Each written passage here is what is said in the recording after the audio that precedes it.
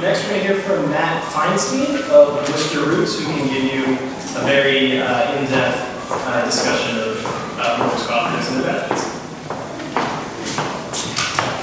Thank you. Yes, we're a worker cooperative developer in Worcester, Massachusetts. So I'm going to go over, kind of reiterate some of the benefits of worker cooperatives, talk a little bit about how the statute of Massachusetts has helped us in Worcester, and then why a statute specifically is important here. So cooperatives exist to meet a need in a community, and especially worker cooperatives meeting the need of good, well-paying jobs, right? People have emphasized that, but it's really important.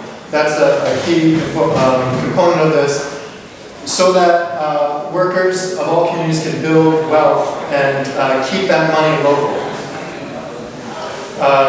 And as we've seen throughout the country, the conversion of companies into cooperatives is a good way to retain jobs as well.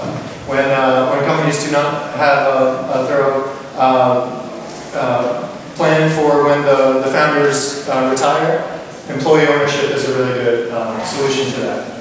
And as we talk a lot about democracy at the ballot box, as the sponsor mentioned, democracy in the workplace is a really key component, where one worker, one vote principle can drive good jobs and living wages. And we see worker cooperatives having a great track record around care for the community and care for the environment throughout the world.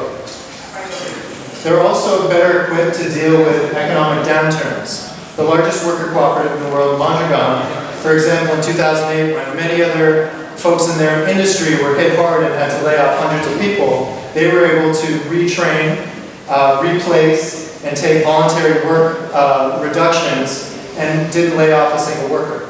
So, for example, with this structure, it allows for retention and maintenance of good, well-paying jobs. So in Worcester, we see co-ops in every sector, large and small, right? So we have robot engineers, bookkeepers, interpreters, urban farmers, union printers, filmmakers, youth soil de-letters, baristas, landscapers, brewers, and lots of different people that are involved in this worker cooperative network and ecology that we're building in Worcester. And if you go statewide in Massachusetts, there's lots of others too. And that's partially thanks to the law that we have, the Worker Co-op Statute 156B. And we also see nationally part of the National Union Worker Co-op Council. So unions and worker cooperatives are working together to build this as well.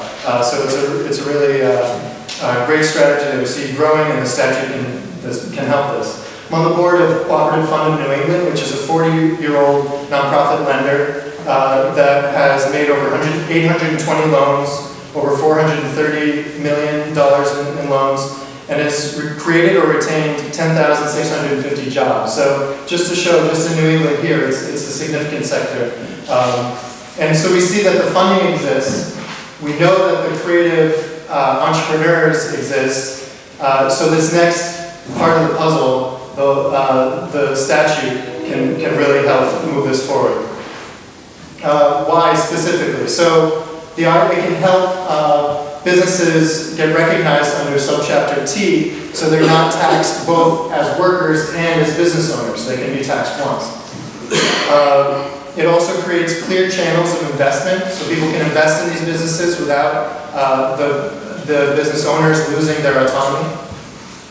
It can give guidance for best practices of worker co-op development, and it reduces misclassifications of workers as well.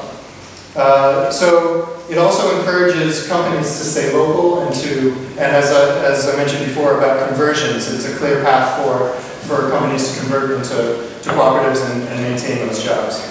They can use co-op or cooperative in their names, and I'm excited to see this legislation go forward, and want to encourage Rhode Island to join the 10 other states that have strong worker co-op statutes, and beat New Hampshire to not be the last one in New England.